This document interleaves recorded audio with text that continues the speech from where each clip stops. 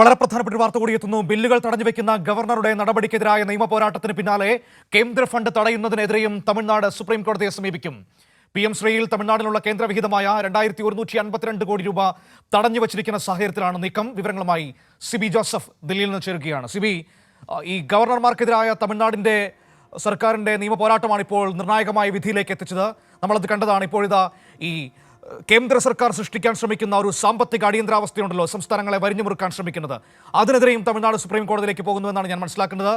ഇതേ വിഷയത്തിൽ നേരത്തെ കേരളവും സുപ്രീം കോടതിയെ സമീപിച്ചതാണ്. കേരളം ഉന്നയിച്ച പ്രശ്നം വളരെ ഗൗരവതരമാണെന്നും വിശദമായി പരിശോധിക്കേണ്ടതുണ്ടെന്നും കോടതി അന്ന് വിലയിരുത്തിയതെന്ന് നമുക്കറിയാവുന്നതാണ്. ഇപ്പോഴത്തെ പുറകെ തമിഴ്നാടും സുപ്രീം കോടതിയിലേക്ക് എത്തുകയാണ്. മനു, തീർച്ചയായും രാഷ്ട്രപതിക്കും ഗവർണർക്കും സമയപരിധി നിശ്ചയിച്ചുള്ള സുപ്രീം കോടതിയിലെ നിർണായകമായ വിധിക്ക് പിന്നാലെ തമിഴ്നാട് ഇനി മറ്റൊരു നിയമ പോരാട്ടത്തിന് കൂടി ഒരുങ്ങുകയാണ്. ഇതിൽ സമഗ്ര ശിക്ഷ പദ്ധതി പ്രകാരം 2152 കോടി രൂപയാണ് കേന്ദ്രത്തിൽ നിന്നും ഫണ്ടായി ലഭിക്കേണ്ടത്. ഏറ്റവും പ്രൈമറി തലത്തിൽ 12ാം ക്ലാസ് വരെയുള്ള കുട്ടികൾക്ക് വേണ്ടിയുള്ള അവരുടെ വിദ്യാഭ്യാസത്തിന് വേണ്ടിയുള്ള സമഗ്ര വികസനത്തിനും സ്കൂളുകൾക്കും കെട്ടിടത്തിനെല്ലാം നിലയും സമഗ്ര വികസനത്തിന് നൽകേണ്ട തുകയാണ് ഈ 2152 കോടി രൂപ എന്ന് പറയുന്നത്. ഇത് സമഗ്ര ശിക്ഷാ പദ്ധതി പ്രകാരം ലഭിക്കേണ്ട തുകയാണ്. ഈ തുകയാണ് കേന്ദ്ര സർക്കാർ ഇപ്പോൾ നൽകാതെ തടഞ്ഞു വെച്ചിരിക്കുന്നത്. തടഞ്ഞു വെച്ചിരിക്കാൻ പ്രധാനപ്പെട്ട കാരണം എന്ന് പറയുന്നത് ഈ PM ശ്രീ പദ്ധതിയിലെ ധാരണാപത്രത്തിൽ തമിഴ്നാട് സർക്കാർ ഒപ്പുവെച്ചിട്ടില്ല. പ്രത്യേകിച്ച് പൊതുവിദ്യാഭ്യാസ നയവുമായി ബന്ധപ്പെട്ടുകൊണ്ട് പുതിയ BJP സർക്കാരിൻ്റെ പുതിയ വിദ്യാഭ്യാസ നയം, അത് ത്രിഭാഷ ഉൾപ്പെടുന്ന ആ വിദ്യാഭ്യാസ നയത്തെ ശക്തമായി എതിർക്കുന്ന സംസ്ഥാനങ്ങളാണ് കേരളവും തമിഴ്നാടും ബംഗാളും എല്ലാം നിലയും. അതുകൊണ്ട് ആ ഒരു ധാരണാപത്രത്തിൽ ഒപ്പുവെച്ചിട്ടില്ല. അത് മറ്റൊരു കേന്ദ്ര പദ്ധതിയാണ് ഈ ഒരു PM ശ്രീ എന്ന് പറയുന്നത്. ആ PM ശ്രീ എന്ന മറ്റൊരു കേന്ദ്ര പദ്ധതിയിൽ ഒപ്പുവെക്കാത്തത് തുടർന്ന് ഈ ഫണ്ട് നൽകാതെ തടഞ്ഞു വെച്ചിരിക്കുകയാണ്. ഈ ഒരു പദ്ധതിയിൽ ഒപ്പുവെക്കാതെ ഈ സമഗ്ര ശിക്ഷാ പദ്ധതിക്കുള്ള ആ ഫണ്ട് നൽകാനാവില്ല എന്ന നിലപാടിൽ ഉറച്ചു നിൽക്കുകയാണ്. ഇതേ പ്രശ്നം നമ്മുടെ കേരളത്തോടും കാണിച്ചുകൊണ്ടിരിക്കുകയാണ്. ഈ PM ശ്രീയുമായി ബന്ധപ്പെട്ട് അതിലെ നിബന്ധനകൾ അംഗീകരിക്കാൻ കഴിയാത്ത കേരള സർക്കാരിന്റെ നിലപാടുള്ളത് കൊണ്ട് തന്നെ നമുക്കും ഫണ്ട് തരാതെ പിടിച്ചു വെച്ചിരിക്കുന്ന സാഹചര്യം നമ്മുടെ മുൻപിലുണ്ട്. ഏതായാലും തമിഴ്നാട് അതിൽ വളരെ വ്യക്തമായി നിയമ പോരാട്ടത്തിലേക്ക് പോകുന്നു എന്നത് പ്രതിപക്ഷ സംസ്ഥാനങ്ങളെ സംബന്ധിച്ച് ഏറെ പ്രധാനപ്പെട്ട ഒരു വിഷയമാണ്. മനു, തീർച്ചയായും ഇത് കേരളം നിരവധി തവണ ഈ വിഷയവുമായി ബന്ധപ്പെട്ടുകൊണ്ട് കേന്ദ്ര സർക്കാരിനെ ശ്രദ്ധയിൽപ്പെടുത്തുകയും കഴിഞ്ഞ ദിവസം പോലും കഴിഞ്ഞ ഈ ഒരു പാർലമെന്റ് സമ്മേളനത്തിലും ഡോക്ടർ ജോൺ ബ്രിട്ടാസ് MP അദ്ദേഹം ഇത്തരത്തിൽ കേന്ദ്ര സർക്കാരിനോട് ഈ സമഗ്ര ശിക്ഷയുമായി ബന്ധപ്പെട്ടുകൊണ്ടുള്ള ഈ തുകയെ സംബന്ധിച്ച് കൃത്യമായ ഒരു വ്യക്തത തേടിയിരുന്നു. പക്ഷേ അതിൽ കൃത്യമായി കേന്ദ്ര സർക്കാർ സംബന്ധിച്ചിരിക്കുന്നത് ഈ സമഗ്ര ശിക്ഷാ പദ്ധതിക്ക് വേണ്ടി ഒരു രൂപ പോലും ഈ കഴിഞ്ഞ സാമ്പത്തിക വർഷത്തിൽ നൽകിയിട്ടില്ല എന്ന് കേന്ദ്ര സർക്കാർ തന്നെ തുറന്ന് സമ്മതിക്കുന്ന ഒരു സാഹചര്യം കൂടി ഉണ്ടായി.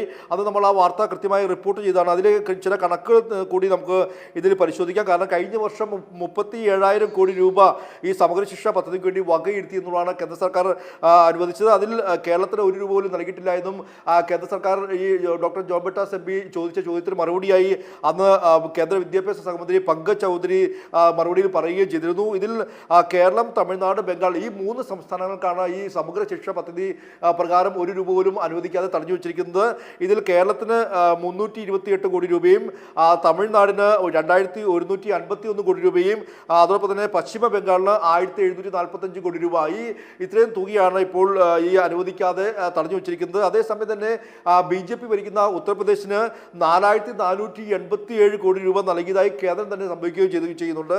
അങ്ങനെ ഈ ഒരു SSA ഫണ്ട് പൂർണ്ണമായും നിഷേധിക്കുന്ന ഒരു സംസ്ഥാനത്തെ ഏറ്റവും പ്രൈമറി തലത്തിലുള്ള 12ാം ക്ലാസ്സിലുള്ള പ്രൈമറി തലത്തിലുള്ള വിദ്യാഭ്യാസ രംഗത്തെ ഇത്തരത്തിൽ തകിടം മറിക്കുന്ന രീതിയിലുള്ളൊരു സമീപനം കേന്ദ്ര സർക്കാർ സ്വീകരിക്കുന്നു. ഇതിനെതിരെയാണ് ഇത്തരത്തിൽ പാർലമെന്റിനകത്തും പുറത്തുമെല്ലാം നിലയും വലിയ പ്രതിഷേധം ഈ 3 സംസ്ഥാനങ്ങൾ നടത്തിയിരുന്നു.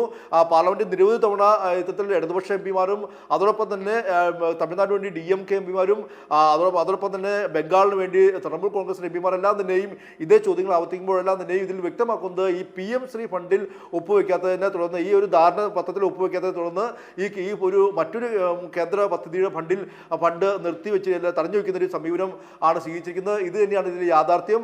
ഇതിനെതിരെ ഇപ്പോൾ നിയമ പോരാട്ടത്തിന് കൂടി തമിഴ്നാട് സർക്കാർ ഒരുങ്ങുന്നു എന്നുള്ളതാണ് ഏറ്റവും പ്രധാനപ്പെട്ട കാര്യം.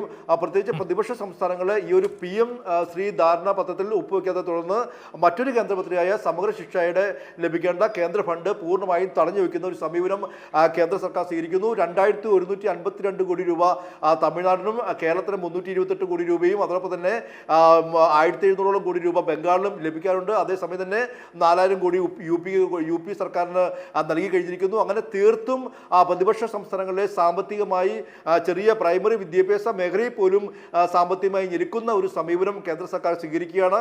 അതിനെതിരായ നിയമ പോരാട്ടമാണ് ഇപ്പോൾ തമിഴ്നാട് തുടക്കം കുറിച്ചിരിക്കുന്നത്. മനു, ശരി, സിബിയാണ് വിവരങ്ങൾ ദില്ലിയിൽ നിന്ന് നൽകിയത്. ഏതായാലും തമിഴ്നാട് സർക്കാർ പുതിയൊരു നിയമ പോരാട്ടത്തിന് കൂടി തുടക്കം കുറിക്കുകയാണ്. അവർക്ക് ലഭിക്കാനുള്ള കേന്ദ്ര ഫണ്ട് തരാതിരിക്കുന്നതിനെതിരെ സുപ്രീം കോടതിയെ സമീപിക്കാൻ വേണ്ടി പോവുകയാണ്. വിവരങ്ങളാണ് സിബി നൽകിയത്.